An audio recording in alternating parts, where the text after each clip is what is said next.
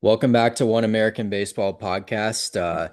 This is episode 24 of One American Baseball Podcast. I am Chris, as always, joined by my co-host Jaden. And today we're going to go over a pretty lackluster week of baseball. To put it lightly, I believe that combined with the Reds and Guardians, they've won two games and since we've last checked in with you guys.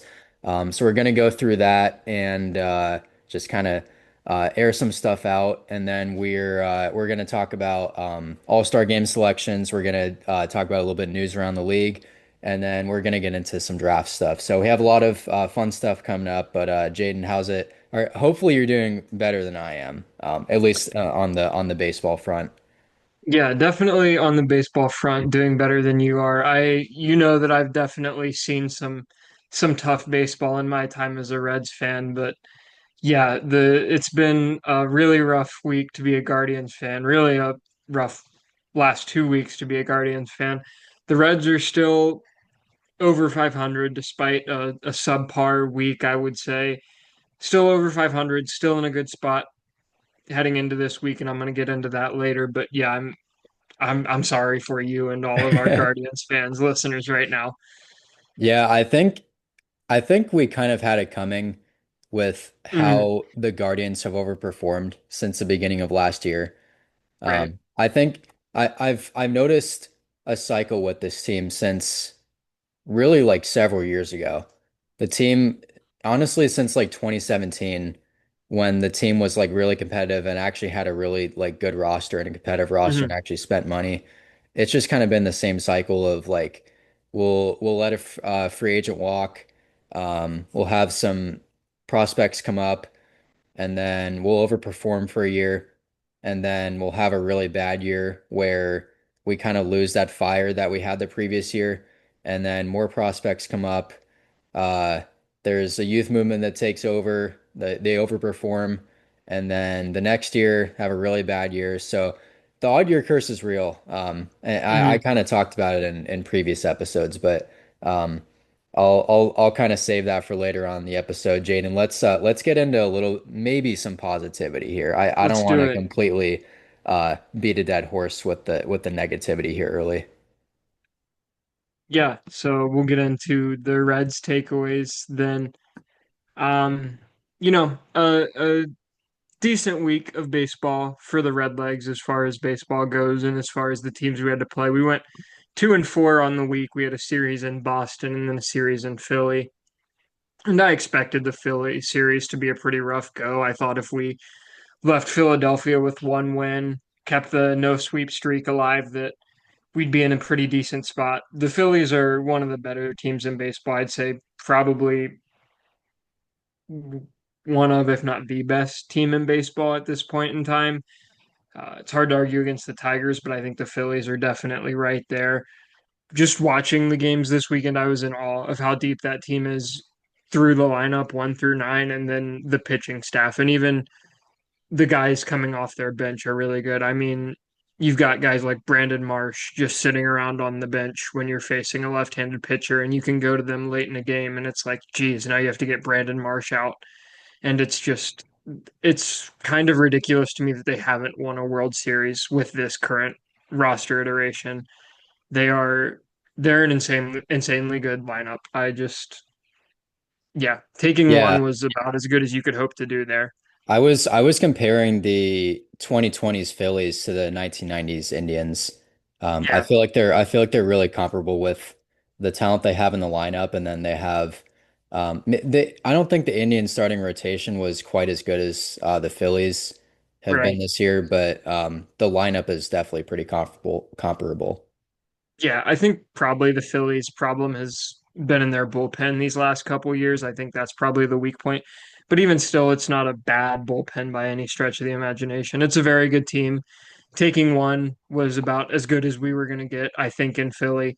However, the Boston series, it felt like you needed to win that series. Boston was sort of scuffling coming into that series, and it felt like we needed to take advantage of that. That series was sort of a get right series for them. I think they're back right around 500 now at this point. But it felt like we didn't need to let them get right against us, and they did.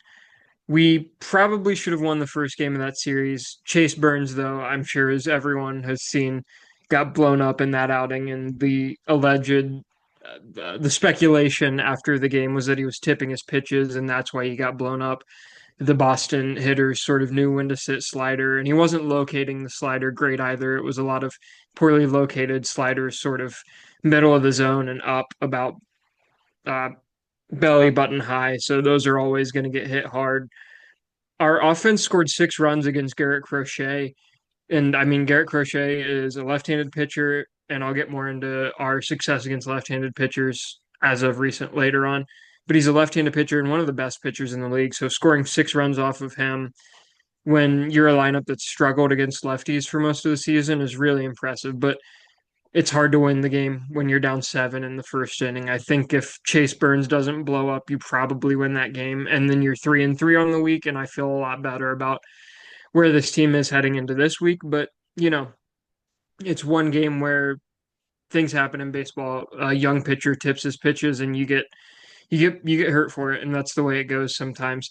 Now, Burns pitched again yesterday against Philadelphia, and he looked you were watching that game, I think you said, and he I looked was, yeah, because yeah, I had Wheeler and Burns were both on my fantasy yeah, team. So it got so bad for my Guardians fandom that I had to watch two completely different teams play yeah, kind of over mine. And I was honestly a little bit more into that game too. So yeah. anyway. But yeah, he Burns looked much better yesterday against Philly. I think early he was a little hesitant to be in the strike zone, and it cost him. He got into a bunch of deep counts early on in the game, but he got himself out of trouble every time. He pitched 4.1 innings, and that's a result of some of those deep counts that he got himself in early on in the game. One earned run, and it came after he was pulled.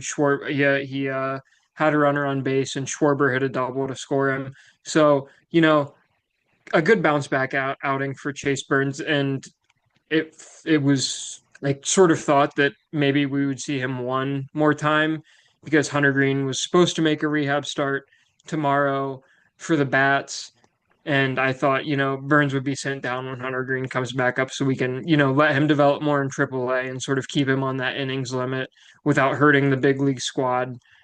But it came out today that Green still feels something in his groin area, and he got another MRI today, and he's day to day, I guess, is what they're considering him as. It's a pretty frustrating situation with Green. It's a guy who obviously has the stuff to be a Cy Young contender, but he hasn't proven that he can stay healthy for 162. And this team is going to need him at some point this year. And I don't know when we're going to see him at this point because it feels like setback after setback with this soft tissue thing. And as we've said before, soft tissue things are just really hard to get sorted out sometimes. So I would be I'm hopeful that it's nothing too major and we see Hunter Green by the end of July, but I wouldn't be surprised if he's back in August now at this point, which is pretty frustrating. I think also too, playing at Fenway is partially to blame for the week that we had. The Boston players were using the monster to their advantage, just hitting things off the monster pretty consistently. And our outfield defense seemed to be really thrown off by the dimensions of the park. It's not a park that, I see often because we only play there once every 2 years now with the new rules. And our outfielders just didn't seem comfortable with the dimensions of the park. And I'm not making excuses, but I think there's definitely Fenway's one of the more interesting and unique parks in the league, and I definitely think there was some home field advantage going on. I think the Boston hitters, knew how to use the way that outfield is and the way the monster is to their advantage more than maybe our hitters did. We're playing at like a pretty standard ballpark, I think. And, our outfielders aren't familiar. They're a little more uncomfortable. Nobody wants to get hurt out there. So some plays probably didn't get made that might have been made in other ballparks. But, all in all, not a terrible week. We didn't drown this week. It didn't get too bad to the point where now you have to win 7 in a row this week or something like that. So, underwhelming week, but not a week that's going to kill us in the grand scheme of things. We still haven't been swept. I looked it up this morning. Since 1992, seven teams have gone an entire season without getting swept. There were two teams in 2020 that did it, but that doesn't really count. That's a shortened season. So seven teams in full seasons that have gone without getting swept. All seven of those teams ended up making the playoffs. A couple of them were World Series teams. So that's an encouraging sign. There's still definitely a lot of baseball left to play, but I think the precedent set is a good one. Now, granted, the Reds still have a lot of series to go that they could be swept in, but right now they're in good company. So that's a comforting thing.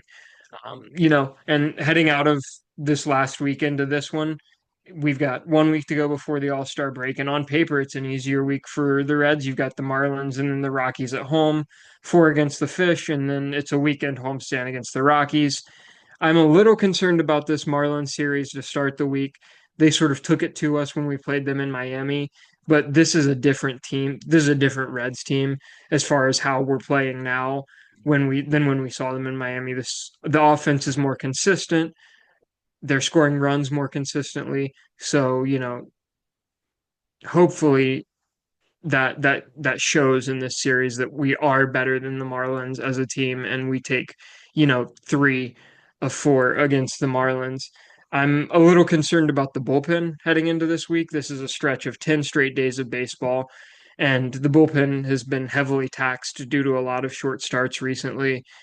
So, you're always worried about how much gas does your bullpen have, and I don't know. I don't really know how much gas this bullpen has at this point. Thankfully we're in Cincinnati, so if you need someone to Louisville's in Columbus this week, so if you need someone to drive down from Columbus due to some roster manipulation to get a fresh arm in the bullpen, it's not ridiculous to make that move. Um, and I'm hoping there's sort of a light at the end of the tunnel effect where, they know we got 7 games and then it's 4 days off the All-Star break and we just have to get through it. And so, I'm hoping there's some psychological effect there where our bullpen guys are maybe better equipped to handle being, you know, in this spot because they feel like they just have to get through this and then they've got 4 days of rest. Um, all in all, what I think this week showed me is that right now this team is an 82 to 85 win team, and by recent Cincinnati standards, that's a pretty good team. But you know, this isn't the year where 82 to 85 wins is going to sneak you into the playoffs like it would in most years.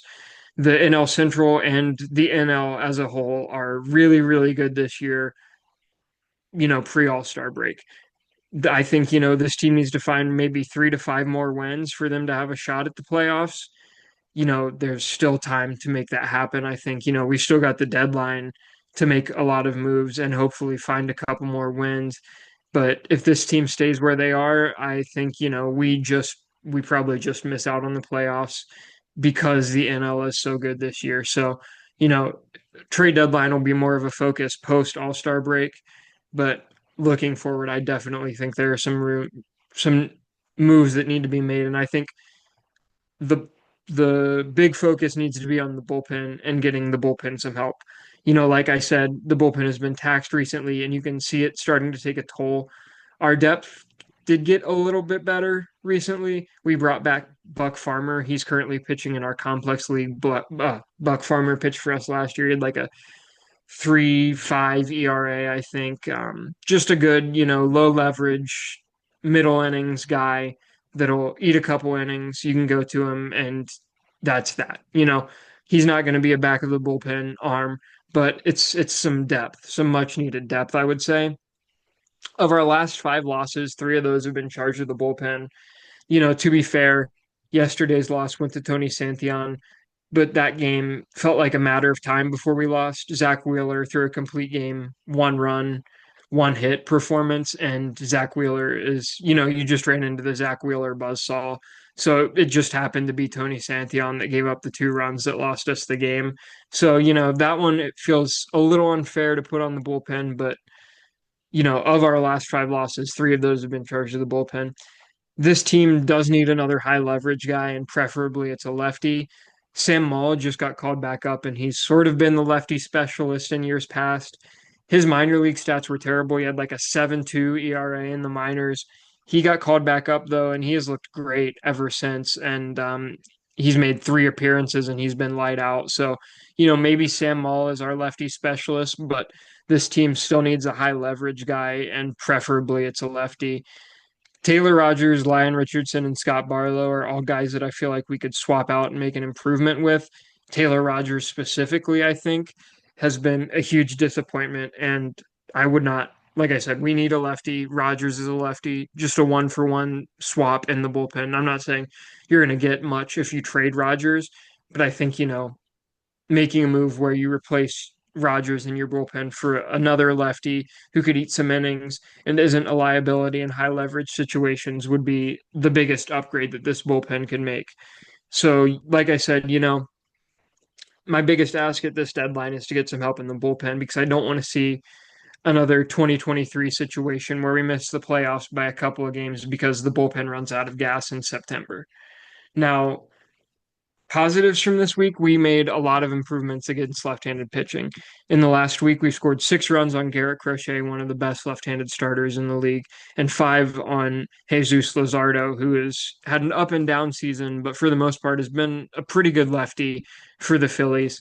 This comes after getting Austin Hayes and Noelvi Marte back in the lineup. And these are 2 guys that can help lengthen the lineup against left-handers. Hayes can DH or play left. That keeps Spencer Steer at first. He's playing an elite level first base on the defensive side, which is it's great. So it's great to keep him at first. You don't have to play Christian Encarnacion Strand, who has reverse splits, so he's hitting righties better.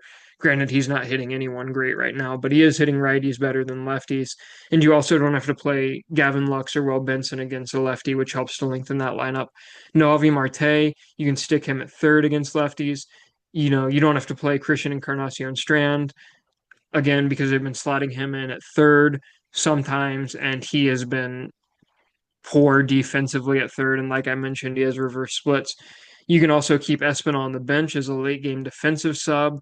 So if you need him to come in, in the 8th inning and you're up a couple runs and you don't expect him to bat again for improved defense somewhere, you're able to do that now because you don't have to start him against a lefty now that you have Marte back. Marte hasn't done much since he came back from the IL, but I would assume it's a timing thing because he was playing well before he got hurt and he played well on his rehab assignment. So, I wouldn't be surprised if this week he starts to hit the ball again, like we saw prior to him getting hurt. That wouldn't surprise me at all. Like I said, I think it's a timing thing. Ellie is also he's looked a lot better from the right side of the plate in the last couple of weeks. He's not selling out for as much power, so he's able to take pitches the other way for singles, and he looks just more, the eye test says he looks more comfortable from that side of the plate. Since the 27th of June, he's batting 333 from the right side with 2 RBIs. So that's, 333. It's 15 at bats, but still 333 is a great batting average for a guy that on his career has struggled quite a bit from the right side of the plate. Now, the one thing that does concern me with this team, as far as the statistics go, is that we're not running a ton this season. We're 10th in base running runs value per base. We're 10th in base running runs value, and that's per baseball savant. So we have 2 base running runs.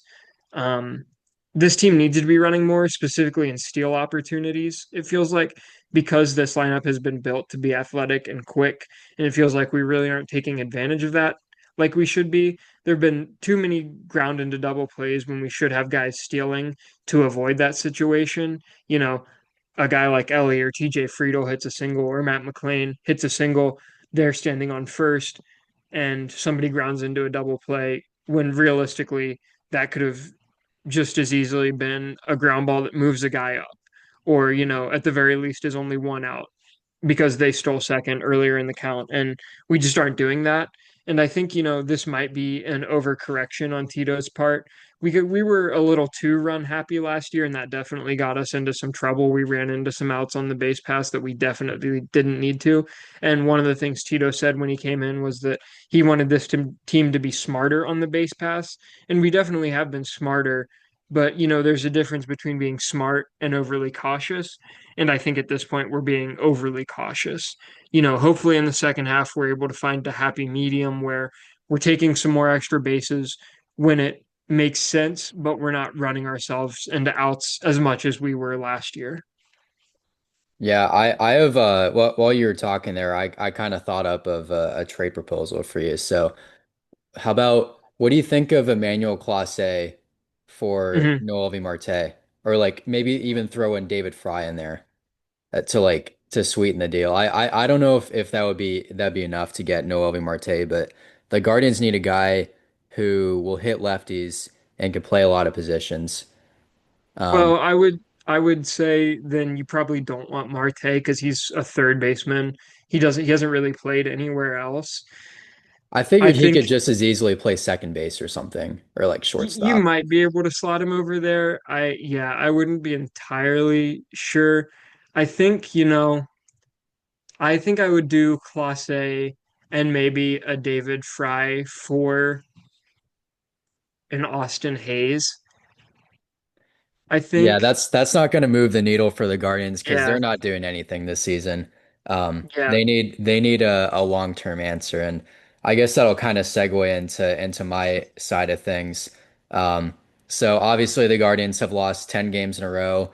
If you've been living under a rock, their last win was on June 25th. It's now July 7th as we're recording this. So the franchise record was 12 in a row back in 1931. The last time the Guardians lost more than 10 games in a row was 2012 when they lost 11 in a row. And the Guardians are playing Houston, three-game series in Houston, who have been red hot. They just swept the Dodgers. So I think that it's not out of the realm of possibility that the Guardians are going to set a franchise record this coming week with 13 losses in a row. But yeah, this has just been a car crash in slow motion to watch. Um, it's things have just when I think that things can't get worse, they do. And yesterday's 7-2 loss when we were up 1-0 with two strikes and two outs, and all we needed to do was just get one more out, and then Clauseith, or rather Bo Naylor allowed a pass ball, and then they tied the game. And it just seems, and then we got a leadoff double in the bottom of the ninth, couldn't get him home, and then it just everything came unraveled in that 10th inning. This team just cannot get anything to go for them, and it made it even worse by earlier in the week there was a betting scandal. I'm pretty sure a lot of people have heard about it, but there was a betting scandal with Luis Ortiz where he was flagged for two specific pitches from last month. One came against the Mariners on June 15th, and then the other one came against the Cardinals on June 27th. Um, Ortiz kind of spiked those balls into the ground. They were the first pitches of the inning, and the story is that there was an influx of money that came into the all the sports books, and um, Luis and yeah, there was an influx of money on just this random bet that Luis Ortiz would throw a ball for the first pitch of the inning. So that got him suspended, and I think that that might be a permanent stain on his career. I just don't know what the appeal of putting down bets on in your own game is when you're Mhm. pitching because he's making a few $1 million by now. I mean, he's 26. He's definitely good enough to last until free agency. Um, I think if he continues on his trajectory, he's gonna make tens of millions of dollars a year, especially if he stays healthy. And he's been pretty healthy his whole career. Um, but there was another clip that was circulating of Luis Ortiz letting out frustration after striking somebody out, and this kind of caused a lot of suspicion among mainly the Redditors out there who like to wear their tinfoil hats. But I just thought it was interesting to point out because it kind of adds to the layer of suspicion that was that kind of arose from that around Luis Ortiz. But my theory with the with that strikeout was it was a hanging slider just right down the middle. I think he just mislocated that pitch and was frustrated with how he released it and then got lucky. So that's what I want to believe. But at the same time, I definitely could see how maybe he bet the under on his total strikeouts for whatever reason. I don't know why you'd bet against yourself in a sports book when you're making money, when you're making lots and lots of money to play baseball. That just doesn't make really any sense to me. But there have been, speaking of the conspiracy theories I saw, um, there are people who think that the Guardians have been throwing their games, which I think I think is just ridiculous because with the amount of turnover rate that's in the MLB, there unless there's a multi-billion dollar underground operation that nobody knows about among the MLB, there's no incentive for the players to be betting against themselves. Like there's so many fringe players that are on this team that are like quad A guys who, this team has had an insane turnover rate this year. Like Will Wilson's been up like three times. Brian Rocchio got sent down. John Kenzie Noel has been up and down. He just got called up earlier today.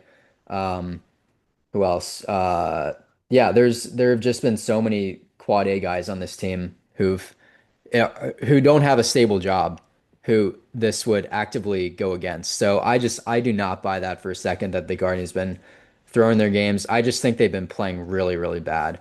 Um, and like I said, this team got really lucky last year. And honestly, kind of the beginning of this year, they were overperforming a little bit, I think. But what makes it the most frustrating thing is that the starting pitching since June 1st has been the second best in the American League ERA wise.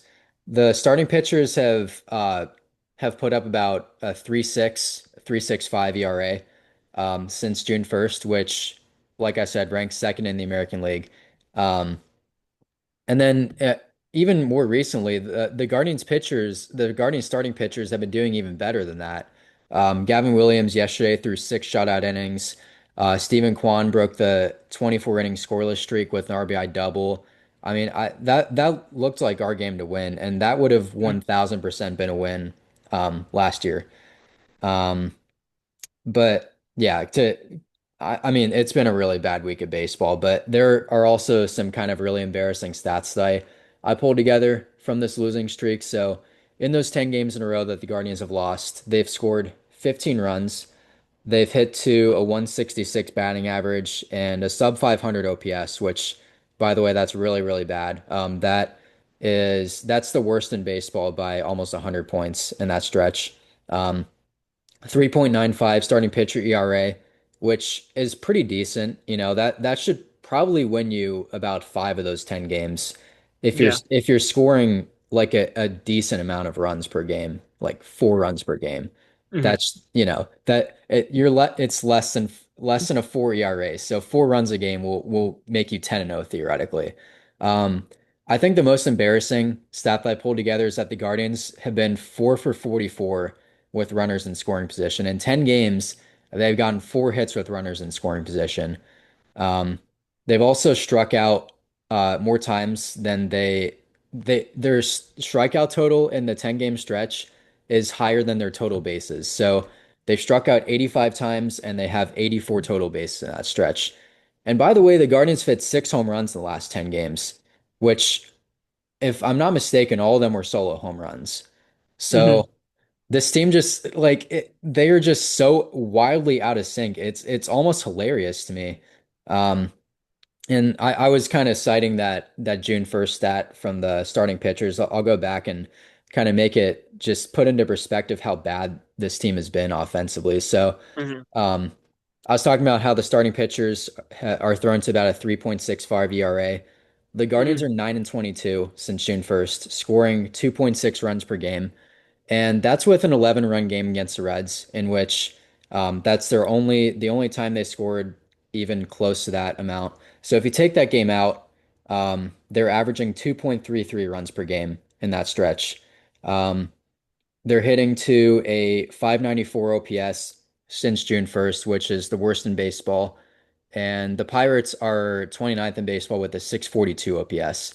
So The Guardians are the worst team offensively in baseball by a wide margin. 50 points on your OPS is a lot, especially when you're performing that badly. There were a lot of teams that were kind of in the mid 600s, but yeah, the Guardians were a complete outlier there, and it hasn't exactly been a long time since June 1st. So, um, kind of the next point I have, everybody's been talking about where like, Chase DeLauter and CJ Kafis is. I've seen a lot of like interviews and stuff or just input from the ownership or I guess the front office and the kind of PR stuff that Stephen Vogt has to do and Chris Antonetti, but um, it makes sense. It like realistically, since DeLauter and Kafis are both left-handed hitters, they wouldn't be getting that much playing time because the Guardians need right-handed power hitters. They need somebody who's going to hit the ball against left-handed pitchers or just, do anything against from the right side of the plate. This team is wildly left-handed heavy, and those two coming up would not help the case at all. So they'd be splitting playing time, and that kind of stunts their development. So that's kind of the reason that the front office has kept them down. Um, do I think that it's a little bit of service time manipulation as well? Yes, I completely do. Um, this team has played their way out of a playoff race, and bringing those guys up does speed their arbitration and free agency process up. But at the same time, you need to bring prospects up at some point. Um, it can't get much better than what it is, and people like, named Will Wilson and Jonathan Rodriguez and John Kenzie Noel cannot continue to get regular at bats on this team. They just can't. You can't have guys that are going to put up a 500 OPS make regular starts in your lineup, and that's been the case for basically this whole season. So another thing that people have been kind of starting to turn on Steven Vogt. Um, he hasn't really been giving me good vibes lately. I think he's a little too stoic. This whole season, he hasn't really stood up for his players. I've seen Carl Willis do more as far as like sticking up for your players when it comes to giving the umpire feedback when like after uh, the pitcher just got screwed over, maybe cost them a whole pitcher as far as like going to the bullpen too early, or they caused a bunch of extra outs. I've seen that happen so many times this year where a pitcher's gotten squeezed and then they have to get two or three extra outs because they would have been out of the inning like three batters ago. So, and I don't see any fire from Stephen Vogt whatsoever. You think that there would be a situation that happened in these last 10 games where he would just get animated in the dugout and even just like give the team positive reinforcement in the form of like, just getting fired up. And I haven't seen any of that on TV. And, obviously I have no idea what goes on behind the scenes, but I just see the players' body language on the field and in the dugout, and everybody just looks like they're just going through the motions. And I see it in Stephen Vogt's interviews too. He's been overwhelmingly positive through this process. And I get that in order to come out of tough times, you need to find silver linings. And you're not going to get anywhere if you're just beating a dead horse and being negative about things. But at a certain point, it turns into toxic positivity in the way that you're just kind of ignoring the things that you need to get better at. Um, and it kind of seems like Stephen Vogt is sort of uh, he's sort of promoting a sense of complacency and mediocrity in this ball club, and that's just unacceptable in my opinion. Um, there is the other side of the coin where, if you badmouth your players, that's a really bad PR move. And I definitely don't see Steven Vogt doing that. He seems like a very well-liked guy. But I think that comes at the cost of, giving your players tough love at a certain point. Um, so that's really all I have when it comes to the Guardians. It's been brutal. This has been the worst stretch of baseball the Guardians have played in over a decade, and it's crazy how fast things have unraveled. I thought this team was going to be a postseason team like even a month and a half ago. So Yeah, yeah. I mean, yeah. I just want to get into a couple of things about vote real quick. since we talked about that, there was a video that came out of some other coach. I don't know who it It was. I was don't know if you know. Craig Albernaz, or Okay. I get Chris Valaika and Craig Albernaz mixed up. One of them was Pastroleka is the Reds hitting coach now, so I'm okay, so guessing that's it would Craig be Craig Albernaz. Albernaz. They're the Yeah, same person in my opinion. but Anyway, he was trying to mess with Vogt in the dugout, throwing like sunflower seeds at at him, and it was sometime this week. And Vogt, I think it was the Fourth of July. I believe they were in their Fourth of July ball caps, and mhm. Vogt just completely blew him off. I mean, he was waved his hand at him. You could tell he was just fed up, and it's I would be concerned as a Guardians fan if I saw that because it makes you feel like is the coaching staff tone deaf? Like we're in the middle of at that point it was July 4th, so you guys would have been eight it would have been an 8 game losing streak at that point, I believe.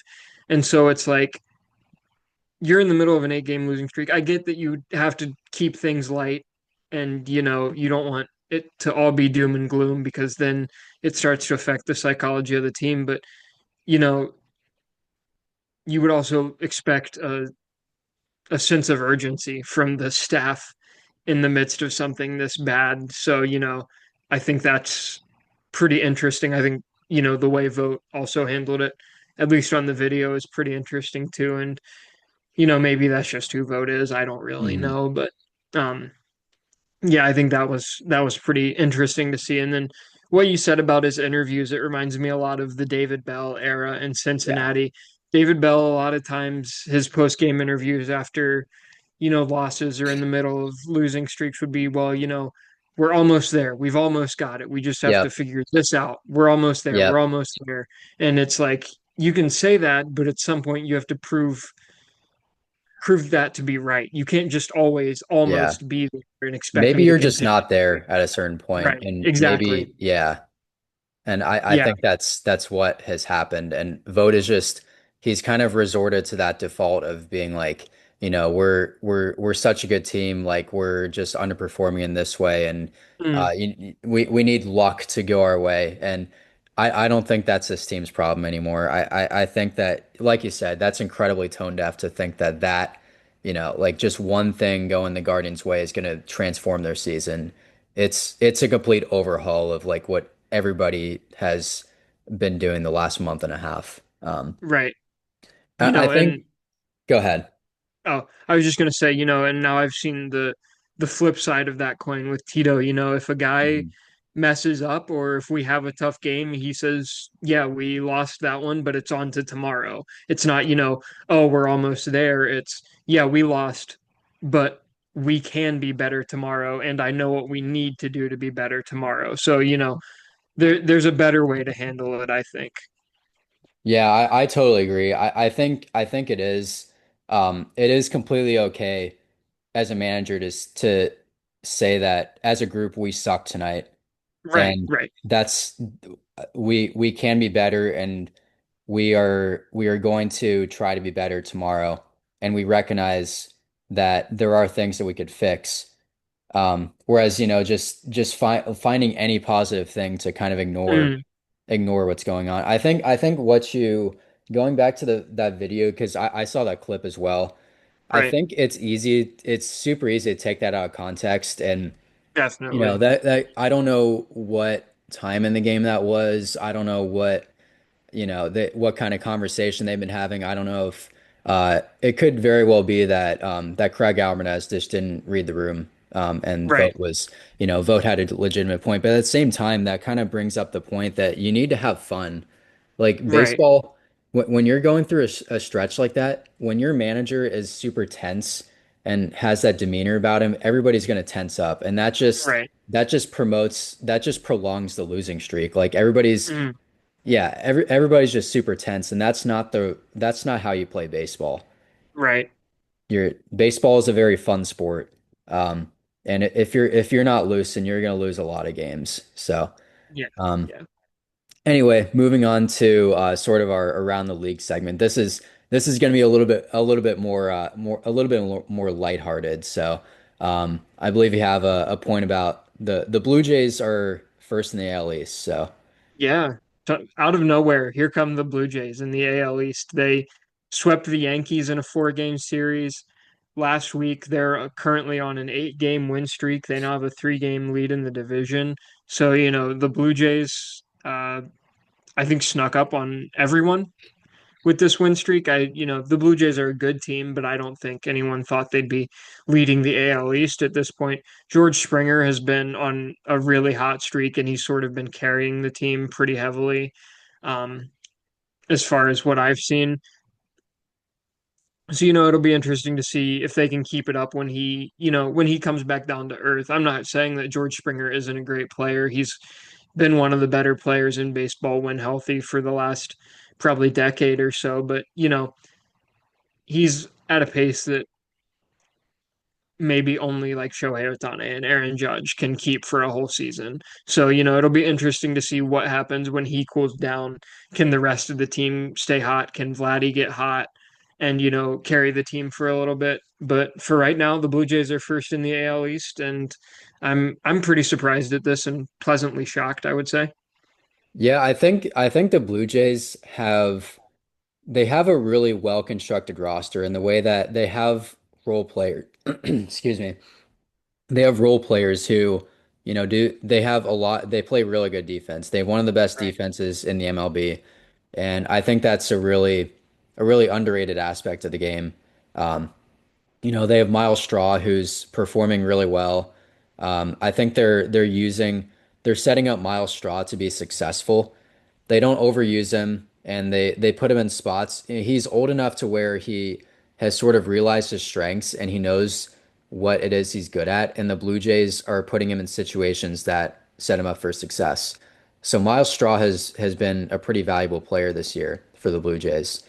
When he had like 10 at bats for the Guardians last year. Right. Yeah. Um, Ernie Clement has been another guy who has honestly been a fringe all-star. He's Mhm. a utility guy. He plays fantastic defense wherever he goes. I miss Ernie Clement so much. The Guardians need a guy like Ernie Clement on their team, especially with Gabriel Arias going down and Brian Rocchio not performing to the level that a lot of people thought that he would. And yeah, like I said, he plays fantastic defense. His OPS plus is 105, so he's a base hit machine. He's hitting almost Right. 300 this year.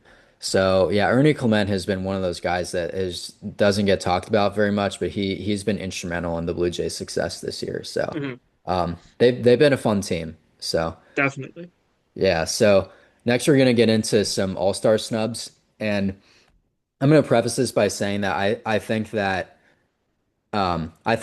each team having an all-star kind of it kind of makes it inevitable that there's going to be guys that deserve to be in the all-star game that don't inevitably make it. Um, Mhm. First guy we have is Jaden's own Andrew Rabbit. So um, Yeah, that one hurt me yesterday because I was fully expecting to see, take that tough loss to the Phillies, tough week of baseball. And so, you want some good news and the All-Star rosters are coming out. You're pretty sure Ellie's going to get in, and Ellie was actually second in the player vote, which got him in. It was Frankie Lindor and Ellie. So, it's cool to see Ellie gets some respect from his peers, even though, maybe the fans don't respect him as much as he should be getting that respect. The guys playing the game understand that what he is doing is very impressive, and I think that's cool to see. But I was also expecting to see Andrew Abbott's name get called. And when it wasn't, I was shocked. I'm assuming that a lot of people around baseball weren't because Andrew Abbott isn't a high velo guy. He's not a household name. mhm, And, I that probably hurt him some, but I think he definitely earned an all-star spot this year. Clayton Kershaw got in as a legend pick, and Kershaw deserves this. He just got to 3,000 strikeouts, and we've seen him do it before with Albert Pujols got it, Miguel Cabrera got it a couple of years ago, but it's not a standard thing. So I don't think he should be taking a roster spot. It should just be like it's the All-Star game. It doesn't matter if 27 guys are on the All-Star game roster. mhm. Let Kershaw be on it, but don't have him take a roster spot from someone who is more deserving. than he is for, this first half of the 2025 season. Obviously, Kershaw deserves to be recognized. He's been one of the legends of the game for as long as I can remember. But, he shouldn't be taking a spot from a guy like Andrew Abbott who has earned this. And, frankly, this might be the only time in his career that Andrew Abbott could be an all-star. I'm hoping it's not, but he's pitching lights out right now. And that I don't think anyone expected that from him. So, if this is the only chance he has to be an all-star and he doesn't get it, that's kind of sucky. Matthew Boyd also got in. Abbott has more WAR, a better ERA, and a better ERA plus than Matthew Boyd. So the every team needs a representative argument doesn't come into play here because the Cubs have PCA and Kyle Tucker already in the All-Star game. So, Boyd doesn't have to be there as the Cubs representative. I think Abbott probably should get in over him. I mean, I'm definitely biased because I'm a Reds fan, but I think if you look at the stats, there's an argument to be made for Abbott over Boyd. My guess is that innings hurt him because he wasn't pitching early on in the season. He has about 15 less innings than Matthew Boyd. So, there's that, I guess. It's been said though that Chris Sale is likely going to be out due to injury, and some people are speculating that Andrew Abbott is going to get that replacement nod. So, with pitchers in the All-Star game, it's a weird thing because guys either don't want to pitch in the All-Star game or they're hurt, so they send a replacement. So, there's still a chance for Andrew Abbott to get in, but I definitely think it shouldn't have even been up to injuries. You know what I mean? Yeah, I think there's a conversation to be had that, Andrew Abbott might be one of the most underrated players in the game right now.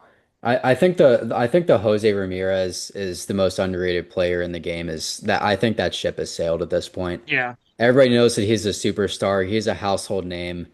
He's a perennial top five MVP candidate, and people realize that now. So I right. feel like honestly, Jose might be starting to get a little bit overrated and how Yeah. and how much he gets talked about. Underrated to the point of overrated. Yeah. Exactly. I think at this point he's properly recognized. But Right. um, anyway, the next we could do a whole segment on underrated guys in MLB because there's a lot Yeah. of other ones that I want to talk about. But yeah, Seiya Suzuki is our next guy. This was ridiculous to me.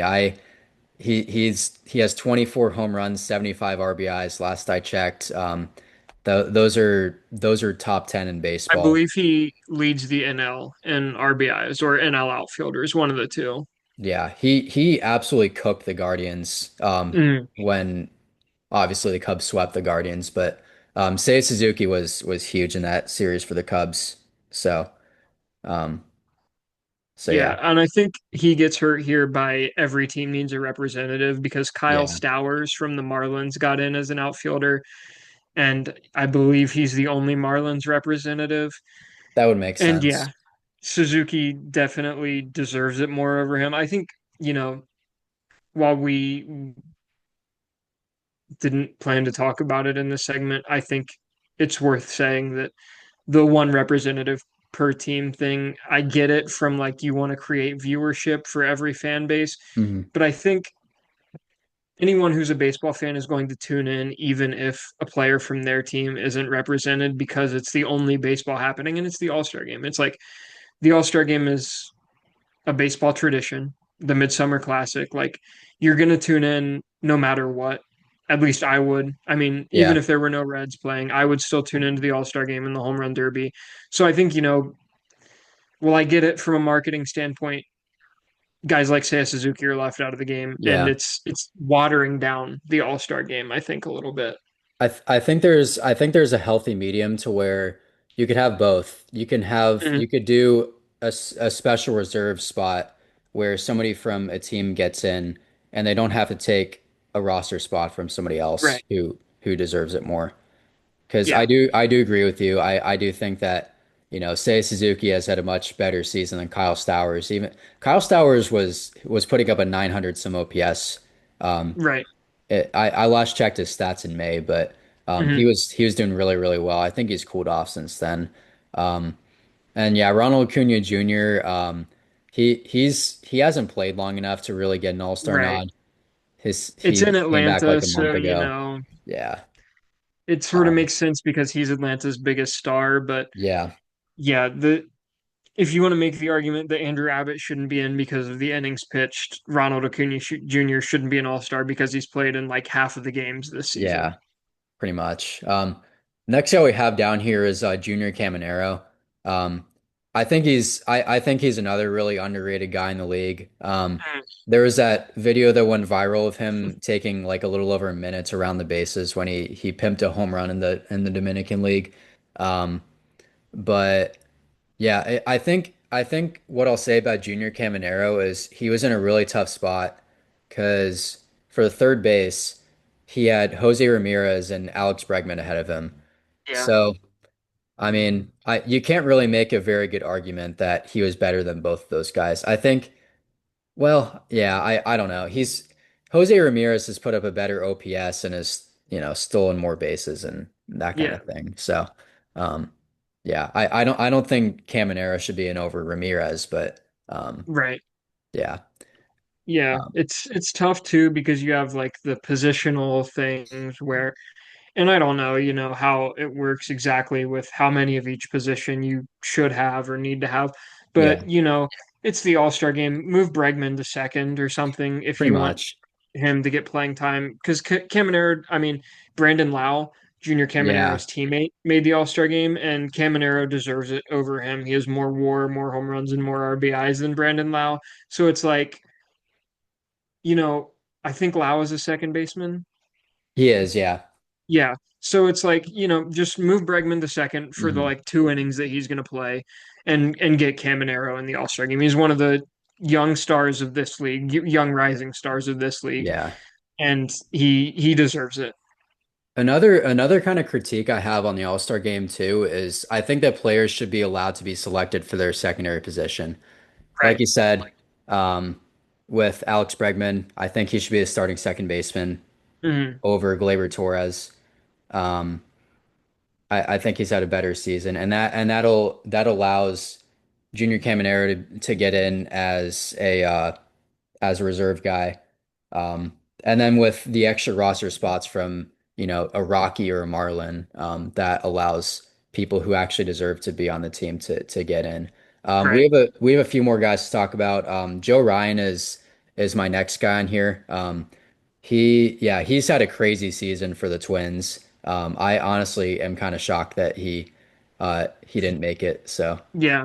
Yeah, I pulled up the stats just to compare him with some guys that got in, and I honestly didn't realize how good a season Joe Ryan was having. He's a yeah, guy who I quietly. believe he had a great 2021 or 2022. He was really good. And then, there's some injury stuff and you didn't really hear a lot from him for a couple years, and he seems to be back this year. Um, Yusei Kikuchi, Brian Wu, and Shane Smith are all in over him. He has better WAR, ERA, ERA plus, and strikeouts than all of those guys. So again, I think it's a thing where he's getting hurt by every team needing a representative because I think Shane Smith is the only White Sox representative. Um, Kikuchi might be the only Angels representative. I'm not sure. And then Brian Wu, I know J Rod is in, and that's an entirely different can of Yeah. worms because he probably doesn't need to be in the All-Star game the way he's performing this year. But, I you know, I I I think it's safe to say that J-Rod is the most overrated player in baseball at this point. I would say so. Yeah. I think it's like a 600 or 700 OPS or something like Yeah, that. it's not good. Yeah, it's pretty bad. Yeah. But yeah, Joe Ryan. Yeah. Yeah. The next guy we have is Spencer Torkelson. I just pulled up his stats. He has 20 home runs, 56 RBIs, and is hitting to the tune of an 830 OPS. So he's put up better stats this year, or pretty comparable stats to Paul Goldschmidt, who got in. Mhm. Is Yeah. is Paul Goldschmidt the starting first baseman, or am I It's Vladdy, but Vladdy? Okay. Goldie was the like he was top two, so Yeah. he got in via fan vote. And then yeah, Jonathan Aranda has had a better season than Spencer Torkelson in my opinion too. I think Mm, like Aranda was a reserve on the team, and I do think that he deserved to get in. But yeah, like I've been saying, first base is kind of a tough position to get in for because there's so many guys that put up good offensive numbers at first base. I Right, do think you should make an argument that a couple DHs should get in. Spencer Torkelson could be a DH on the reserves. right. Um, How many games has Torkelson played in if you still have his stats up? he's played in 85 games this year. Okay, so same as Goldschmidt. Yeah, I wanted to see because I knew the Yankees were doing. I think the plan was to platoon Goldschmidt a little bit with Ben Rice, but Goldschmidt's also played in 85. So, you know, I was going to see if there was an argument to be made either way there, but doesn't. They've played the same amount of games, so it doesn't really matter. Sort of a yeah, wash. yeah. And then the last person we have here is Trey Turner. Um, I think this is one of the more shocking All-Star snubs because Trey Turner is he's not prone to being overrated, but he's one of the household superstars in baseball, and he's a very marketable guy. And yeah, Yeah, he's had a good he's season this year. he leads the NL in hits. He's batting 299. He's put up the same amount of WAR as Frankie Lindor and Ellie.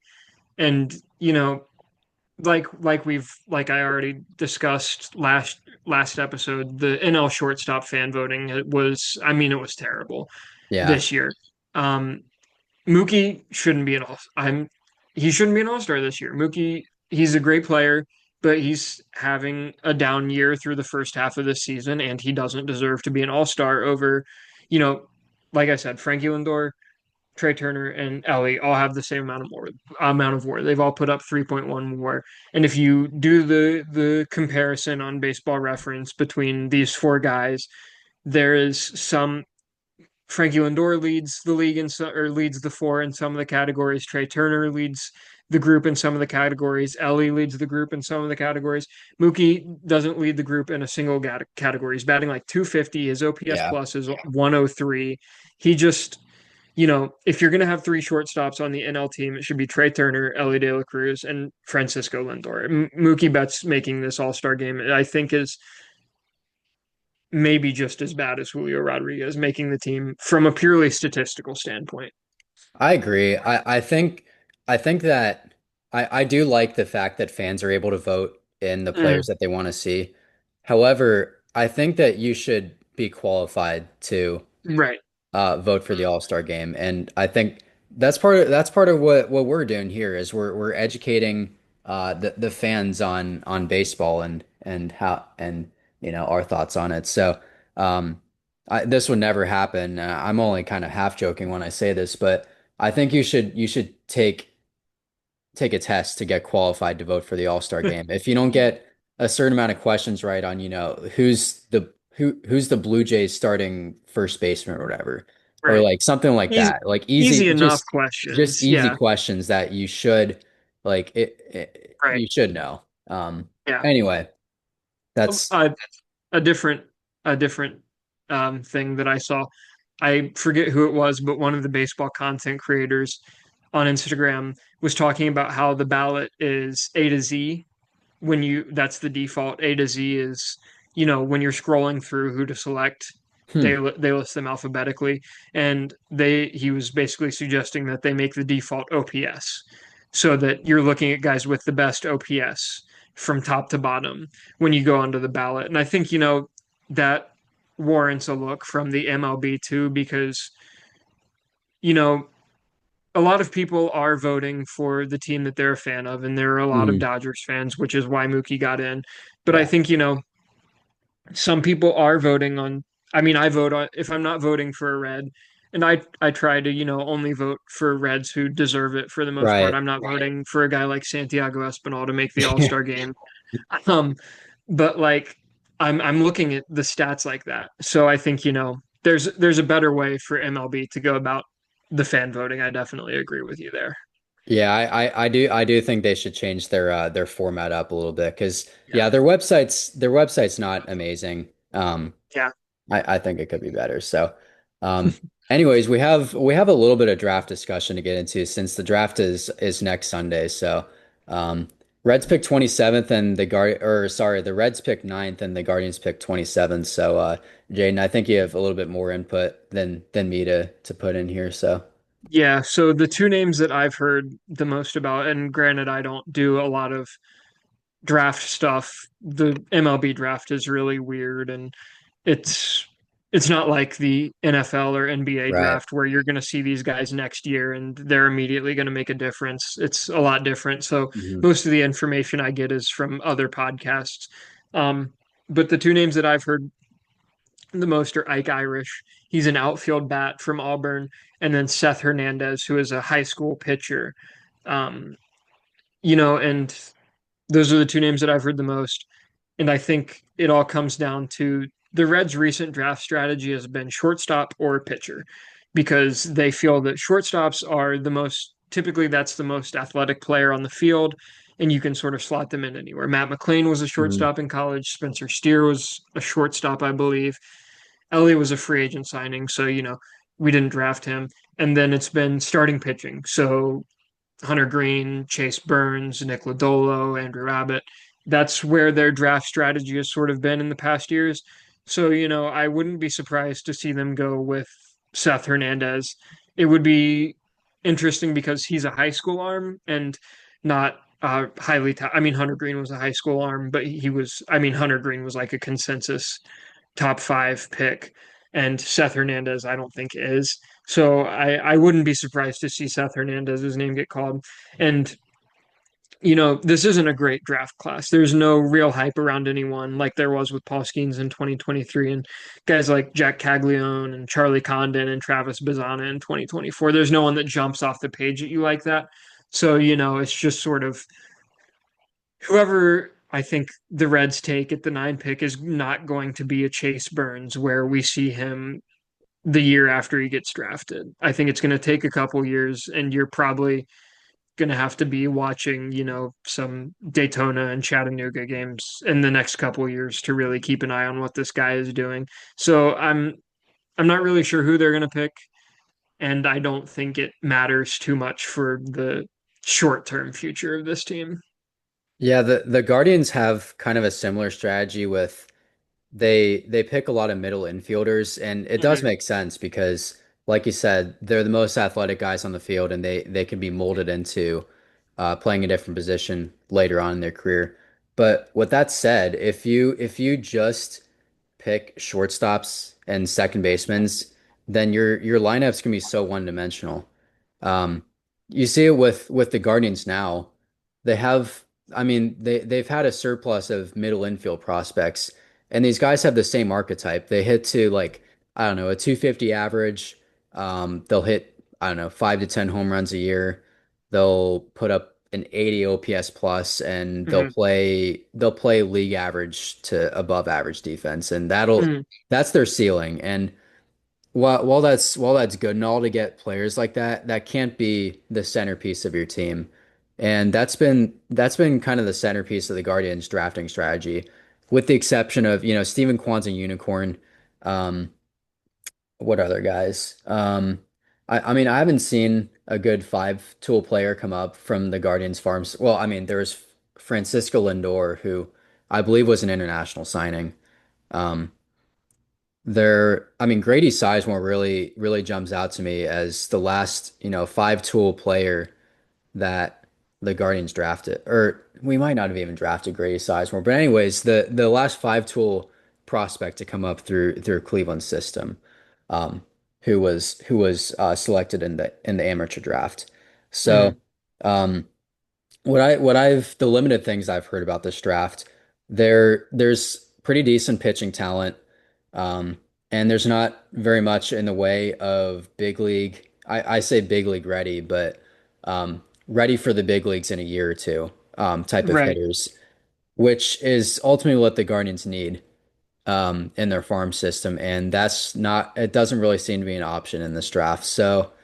Um, I don't know what the Guardians are going to do. I don't really know what their strategy is like, and I don't know. I don't mean to be all doom and gloom, but this organization just doesn't really seem to have much of a direction right now. So, um, that's all I have to say about the draft. So, if you have any Yeah. any closing thoughts. Um, Here's what I'll say. Guardians fans, I've been there. Hang in there. It's tough to be a fan of a crappy team. It really Yeah. is. And it's just, you can check out really easily, but try to enjoy the little things, try to enjoy Yeah. Jose and Stephen Kwan. Yeah. Watch it for your stars. The All-Star break is coming. You get to enjoy the home run derby. That's always a ton of fun. That is super fun. Throw five Yeah. dollars on a guy to win, and Yeah. we're not promoting betting by any means. Yeah. If Luis Ortiz is Hypothetically speaking, you throw down $5 on a hypothetical sports betting app that right, but if hypothetically some you're of age to use. yeah, if a sports betting app wants to help us Yeah. out a little bit and throw some money to the podcast, we're not against that either. Yeah. We'll sell out for that any day of the week. But yeah, hang in there. I sat through a 3-22 start to a season once, so Yeah. That's it bad. it'll get it'll get it'll get better at some point. Yeah, and with that we will that was a good positive a good positive note to leave off on. So we'll leave you guys off there. Thank you so much for listening and check us out on YouTube, listen on Spotify, listen again on Apple Podcasts and listen again on silent. Get our numbers up. So with that said, we will talk to you guys next week. Yeah, see you. Thanks.